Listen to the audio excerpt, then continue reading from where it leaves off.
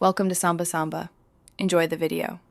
In this video, I will explain how to make chocolate chip cookies crunchy. First, ensure your recipe uses a higher ratio of white sugar to brown sugar. This is key for crispness. Also, using melted butter instead of softened butter encourages the cookies to spread thinner, which is essential for that satisfying crunch. Finally, baking soda, not baking powder, will help achieve the desired spread and browning for a perfectly crisp cookie.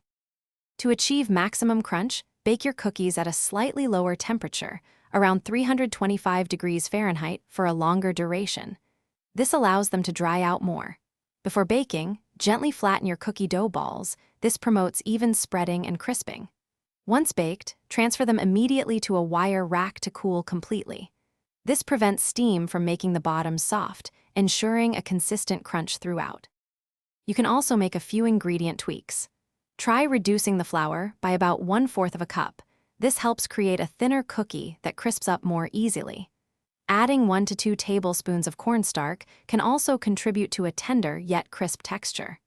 For an even chewier and crisper result, consider using an extra egg white instead of a whole egg in your recipe. Proper storage is crucial for maintaining crunch. Always store your completely cooled cookies in an airtight container at room temperature. Avoid placing them in the refrigerator, as this can introduce moisture and soften them. Also, never store crunchy cookies with softer varieties, as the moisture from the soft cookies can transfer. For more great tips and deals, including a link to the Owala water bottle, check the description below. Thanks for watching. Consider subscribing if we helped you.